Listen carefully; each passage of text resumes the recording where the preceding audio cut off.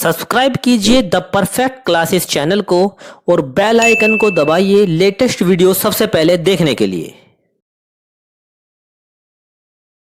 Hello students, आप सभी का आपके चैनल द परफेक्ट क्लासेस में स्वागत है। शिक्षा निदेशालय राष्ट्रीय राजधानी क्षेत्र दिल्ली की वर्कशीट नंबर 15 डिस्कस कर रहे हैं। क्लास 7 की वर्कशीट है, विषय सामाजिक विज्ञान है, 10 सितंबर 2021 की वर्कशीट है, टॉपिक है समानता।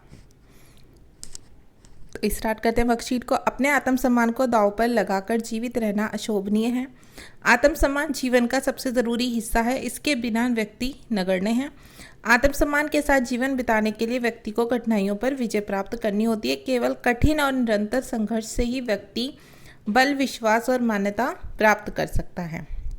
मनुष्य नाशवान है, हर व्यक्ति को किसी न किसी दिन मरना है, परंतु व्यक्ति को ये संकल्प लेना चाहिए कि वह अपने जीवन का बलिदान आत्मसम्मान के उच्च आदर्शों को विकसित करने और मानव जीवन को बेहतर बनाने में करेगा। किसी साहसी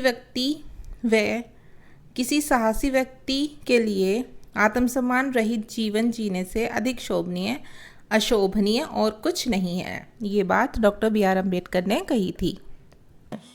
समानता स्थापित करने के लिए भारतीय संविधान के कुछ प्रावधान बताए हुए हैं। कानून की दृष्टि में हर व्यक्ति समान है।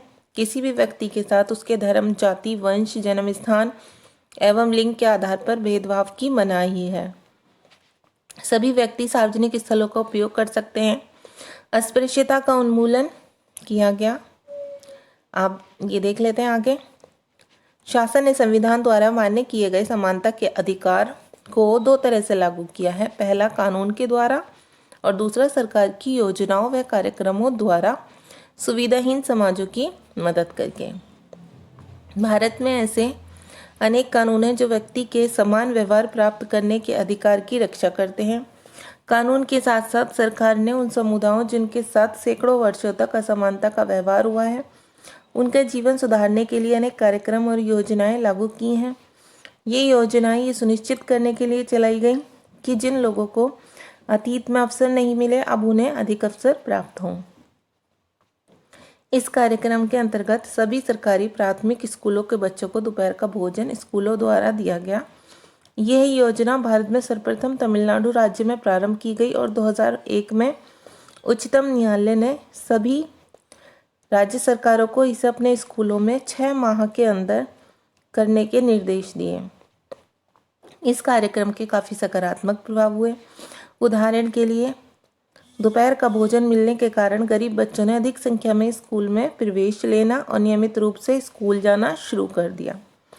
मतलब गरीब के बच्चे भी पढ़ने लगे, स्कूल जाने लगे। शिक्षक बताते हैं पहले बच्चे खाना खाने घर जाते थे और फिर वापस स्कूल लौटते ही नहीं थे, परंतु अब जब मध्याह्न भोजन स्कूल में मिलने लगा है, उनकी उपस्थिति में सुधार आया है। इस कार्यक्रम से जातिगत पूर्वाग्रहों को कम करने में भी सहायता मिली है। कि मतलब नीची जाति के बच्चे पढ़ते ही नहीं हैं या स्कूल ही नहीं जाते, ठीक है, इस तरह के पूर्वाग्रह भी कम हुए।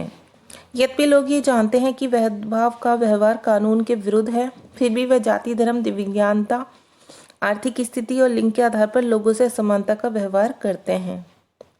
वर्तमान दृष्टिकोण को बदलना तभी संभव है जब लोग यह विश्वास करने लगें कि कोई भी कमतर नहीं है और हर व्यक्ति सम्मानजनक व्यवहार का अधिकारी है। प्रजातंत्रीय समाज में समानता स्थापित करना एक सतत संघर्ष है जिसमें व्यक्तियों और विभिन्न समाजों को सहयोग देना है।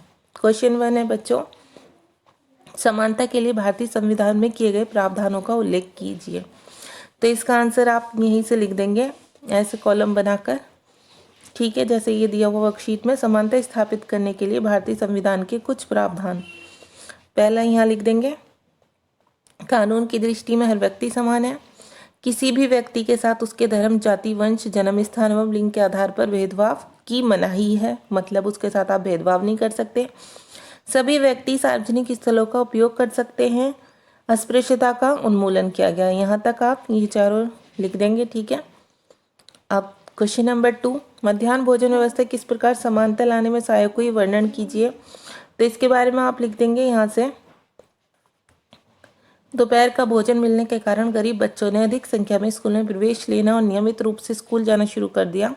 शिक्षक बताते हैं पहले बच्चे खाना खाने घर जाते थे और फिर वापस स्कूल लौटते ही नहीं थे, परंतु अब जब मध्याह्न भोजन स्कूलों में मिलने लगा है उनकी उपस्थिति में सुधार आया। इस कार्यक्रम से जातिगत पूर्वाग्रह को कम करने में भी सहायता मिली है।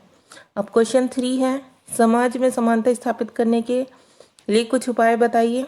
तो इसका आंसर आप लिखेंगे, समाज में समानता स्थापित करने के कुछ उपाय इस प्रकार हैं।